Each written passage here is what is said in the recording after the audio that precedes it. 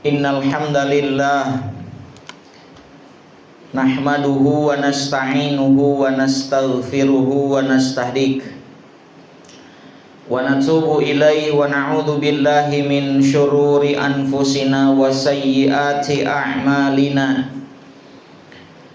May yahdihillahu fala mudhillalah wa may yudlilhu falan tajida lahu waliyyan mursyida. Asyhadu an la ilaha illallah wahdahu la syarikalah wa asyhadu anna Muhammadan abduhu wa rasuluhu alladzi la nabiyya wa la rasula ba'dah. Allahumma fasholli wa sallim wa barik ala hadan nabiyil karim wa ala alihi wa sahbihi wa man tabi'ahum bi ihsanin ila yaumiddin. Amma ba'du fa ya ibadallah, ittaqullaha haqqa tuqatih wa la tamutunna illa wa antum muslimun. Faqad qala Allah ta'ala fi kitabihil aziz, a'udzu billahis samii'il 'aliim minasy syaithaanir rajiim. Bismillahirrahmanirrahim. Ya ayyuhan nasu taqu rabbakumul ladzi khalaqakum min nafsin wahidah wa khalaqa minha zawjaha wa batha minhuma rijalan katsiran wa nisaa. Wattaqullaha alladzi tasaaluna bihi wal arham, innallaha kana 'alaikum raqiba. Shadaqallahul azim. Hadirin jamaah salat Jumat rahimakumullah. Siklus kehidupan umat manusia di muka bumi ini dimulai ketika Allah subhanahu wa ta'ala memperkenankan kita hamba-hambanya, insan pilihan hamba Allah, the chosen people, yang dilahirkan dari rahim ibu kita masing-masing menjadi seorang bayi yang lucu, yang mungil, yang sangat diharapkan, yang sangat diidam-idamkan kehadiran kita oleh orang-orang terkasih dan tersayang. Maka itulah sebabnya bayi yang baru lahir membawa sifat fitrah. Kata Nabi sallallahu alaihi wasallam, kullu mauludin yuladu 'alal fitrah. Setiap bayi yang baru lahir membawa sifat kefitrahannya. Ada dua makna dari sifat fitrah ini. Yang pertama, kata fitrah itu bermakna suci. Artinya seorang bayi yang baru lahir ke muka bumi ini tidak membawa dosa bawaan. Maaf, sekalipun orang tuanya itu berdosa, maka tidak ada istilah anak haram, tidak ada. Yang haram itu boleh jadi perbuatan dari ayah dan ibunya. Tapi seorang anak yang baru lahir membawa sifat-sifat fitrah. Kullu mauludin yuladu 'alal fitrah. Membawa sifat suci, bersih, tidak ada dosa sama sekali. Maka itulah sebabnya ketika kita mengakhiri masa bulan Ramadan, kita akhiri dengan Idul Fitri. Kata fitri artinya fitrah, suci, kembali kepada kesucian. Karena janji Nabi Shallallahu Alaihi Wasallam, orang yang berpuasa di bulan Ramadan maka diampuni dosa-dosanya. Man shoma ramadhana imanan wa ihtisaban ghufira lahu ma taqaddama min dzambi. Orang yang berpuasa di bulan Ramadan karena iman dan mengharapkan pahala dari Allah Subhanahu wa taala, ghufira lahu ma taqaddama min dzambi. Kata Nabi, Allah ampuni dosa-dosa di masa yang lalu. Malamnya juga demikian, man qoma ramadhana. Siapa yang berdiri di bulan Ramadan karena iman dan mengharapkan pahala dari Allah Subhanahu wa taala, Allah ampuni dosa-dosanya di masa yang lalu. Satu-satunya bulan yang Allah garansi Rasulnya garansi siang dan malam Allah ampuni dosa kita ada bulan Ramadan. Maka itulah sebabnya ketika Ramadan berakhir kita menjadi orang-orang insan yang kembali kepada kesucian fitri.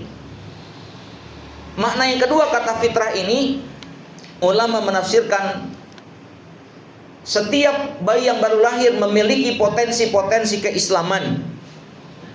Itulah sebenarnya dalam Al-Quran surah Al-A'raf ayat 172 Allah mengatakan a'udzubillahi minasyaitonirrajim alastu birabbikum qalu bala syahidna. Ketika ruh ini dipertemukan oleh Allah Subhanahu wa taala, ditanya oleh Allah Subhanahu wa taala alastu birabbikum, mereka menjawab qalu bala syahidna. Apakah engkau menyaksikan ya bahwa aku ini adalah Tuhan kalian? Apa kata para ruh? Para ruh menjawab qalu bala syahidna, benar, kami menjadi saksi bahwa engkau itu adalah Tuhan kami. Maka dalam redaksi hadis selanjutnya dikatakan fa abawahu yuhawidanihi aw yunassir aw yumajjisanihi aw yunassirani. Itulah sebabnya dalam hadis dikatakan maka bapaknya lah, ibunya lah, orang tuanya lah yang menjadikan setiap bayi yang lahir itu menjadi orang Yahudi atau menjadi Majusi agamanya atau Nasoro. Maka hadirin yang rahimakumullah, pada hakikatnya setiap kita yang dilahirkan ke muka bumi ini menjadi bayi dalam keadaan fitrah, memiliki potensi-potensi keislaman yang menjadikan orang itu Yahudi, Nasoro, Majusi dan lain sebagainya adalah orang tuanya masing-masing. Lalu hadirin yang rahimakumullah, apakah Allah Subhanahu wa taala menciptakan kita umatnya di muka bumi ini tidak ada tujuan, enggak ada goals yang jelas, hanya main-main? Dan ini ditanyakan oleh Allah Subhanahu wa taala dalam Al-Qur'an surah Al-Mu'minun ayat 115. A'udzu billahi minasyaitonir rajim. Bismillahirrahmanirrahim. Apa hasibtum annama khalaqnakum abatha wa annakum ilaina la turja'un. Apakah mereka manusia kebanyakan mengira bahwasanya mereka diciptakan oleh Allah Subhanahu wa taala abatha, main-main, enggak ada tujuan yang jelas, enggak ada hal yang pasti. Wa annakum ilaina la turja'un, dan apakah manusia ini tidak akan dikembalikan kepada kami, kata Allah Subhanahu wa taala. Ayat ini hadirin jamaah salat Jumat rahimakumullah mempertanyakan kepada kita orang-orang yang beriman tentang hakikat dasar mengapa kita diciptakan oleh Allah Subhanahu wa taala di muka bumi ini. Dan sudah pasti jawabannya kita dapatkan dalam Al-Qur'an dan hadis Nabi sallallahu alaihi wasallam. Maka yang pertama, kriteria kita dijadikan oleh Allah Subhanahu wa taala sebagai makhluknya. Allah ingin menjadikan kita sebagai abdunnya, sebagai hambanya yang senantiasa beribadah kepadanya. Lihat Al-Qur'an surah Az-Zariyat ayat 56. A'udzubillahi minasyaitonirrajim. Wa ma khalaqtul jinna wal insa illa liya'budun. Dan tidaklah aku ciptakan jin dan manusia illa liya'budun, kecuali untuk beribadah kepadaku, kata Allah Subhanahu wa taala. Dan tidaklah aku ciptakan wa ma khalaqtul jinna. Kata khalaqa itu adalah kata dasar. Derivasinya, turunannya bisa menjadi khaliq, pencipta Allah Subhanahu wa taala, bisa menjadi makhluk kita, ciptaannya manusia, hewan, alam sekitar, jin dan sebagainya.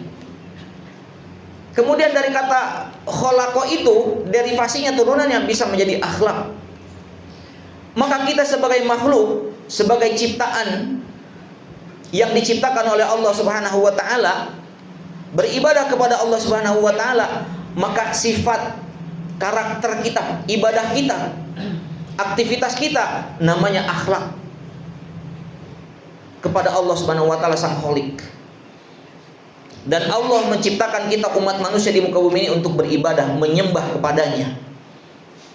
Itu adalah tupoksi yang pertama, tugas pokok dan peran serta fungsi dari umat manusia di muka bumi ini. Kenapa Allah menciptakan kita umat manusia di muka bumi? Dan ibadah itu hadirin jamaah sholat Jumat rahimakumullah, tidak semata-mata ritualitas saja. Sholat, puasa, zakat, umrah, haji dan sebagainya, tidak. Perhatikan bagaimana Syekhul Islam Ibnu Taimiyah mendefinisikan ibadah dengan kalimat ismun jami'un likulli ma yuhibbuhu Allah wa yardahu minal af'ali wal aqwal adh-dhahirati wal batinah. Kalau kita perhatikan bagaimana Ibnu Taimiyah mendefinisikan ibadah dengan kalimat ismun jami'un, segala nama, segala istilah, segala redaksi kalimat, kata atau apa itu sebutan. Likulli ma yuhibbuhu Allah wa yardahu, yang mendatangkan kecintaan Allah Subhanahu wa taala, mendatangkan keridhaan Allah Subhanahu wa taala. Minal af'ali wal aqwal, baik itu perbuatan kita ataupun ucapan kita, omongan kita. Adh-dhahirati wal batinah, yang nampak ataupun yang tidak nampak, maka itu adalah ibadah. Maka sederhananya hadirin, kalau setiap aktivitas kita Allah senang dengan yang kita lakukan, Allah cinta, Allah ridho, maka ibadah namanya. Kita jalan dari rumah ke masjid, jalan dari rumah ke kantor, di kantor kita beraktivitas, atau yang ke pasar yang jualan, atau yang ke sekolah yang guru dan siswa, kita lakukan aktivitas yang kita lakukan, Allah cinta dengan aktivitas itu, Allah ridho dengan aktivitas itu, maka ibadah namanya. Maka ibadah cakupannya luas, dimensinya banyak. Dan ini adalah tupoksi umat manusia yang primer, yang paling utama, yang pokok, menghamba kepada Allah Subhanahu wa taala, menjadi abdullah. Yang kedua, tupoksi kita sebagai makhluknya, mengapa Allah Subhanahu wa taala menciptakan kita umat manusia di muka bumi ini adalah Allah memilih kita menjadi pemimpin. Allah menjadikan kita sebagai pemimpin di muka bumi ini. Perhatikan bagaimana Allah menggariskan suratan tangannya kepada kita sebagai pemimpin sejak zaman kakek nenek moyang kita. Al-Quran surah Al-Baqarah ayat 30. A'udzubillahi minasyaitonir rajim. Wa idz qala rabbuka lil malaikati inni ja'ilun fil ardi khalifah. Dan ingatlah, kata Allah Subhanahu wa taala, ketika Allah Subhanahu wa taala berfirman kepada para malaikat, inni ja'ilun fil ardi khalifah, sesungguhnya aku hendak menciptakan manusia di muka bumi ini sebagai khalifah, sebagai pemimpin, sebagai wakilku, kata Allah Subhanahu wa taala. Siapa itu? Nabi Adam alaihi salatu wassalam. Jadi kita hadirin, manusia lebih dipilih sebagai pemimpin ketimbang, mohon maaf, jin, iblis yang lebih dahulu diciptakan oleh Allah Subhanahu wa taala. Begitupun dengan para malaikat. Maka itulah sebabnya wajar kalau kita kira malaikat melakukan interupsi pada Allah Subhanahu wa taala. Kata malaikat, qalu ataj'alu fiha may yufsidu fiha wa yasfikud dima wa nahnu nusabbihu bihamdika wa nuqaddisu lak. Kalau bahasa orang Bogornya, ya Allah, yang benerlah Engkau hendak menciptakan manusia yang notabene ataj'alu fiha may yufsidu fiha, manusia ini akan merusak, melakukan kerusakan di muka bumi ini. Dan benar, may yufsidu fiha, bahkan membunuh, menumpahkan darah, betul. Sedangkan kami, kata malaikat, wa nahnu nusabbihu bihamdika wa nuqaddisu lak, kami bertasbih, memuji Engkau, mensucikan Engkau. Tapi jawaban Allah, perhatikan, qala inni a'lamu ma la ta'lamun, aku tahu apa yang kau enggak ketahui, kata Allah. Jadi secara prinsip kita manusia dijadikan oleh Allah Subhanahu wa taala ini menjadi pemimpin. Apapun level kepemimpinan kita. Ada yang menjadi DKM ketua, ada yang menjadi RT, dia juga.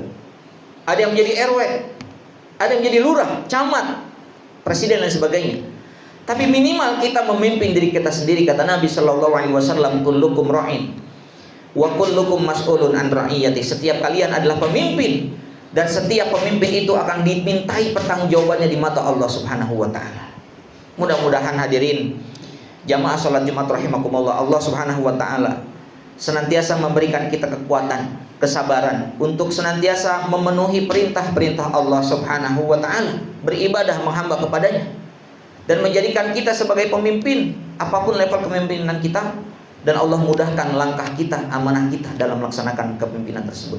Barakallahu li wa lakum fil Qur'anil azim wa nafa'ani wa iyyakum bima fihi minal ayati wa dzikril hakim wa taqabbala minni wa minkum tilawatahu innahu wal ghafurur rahim.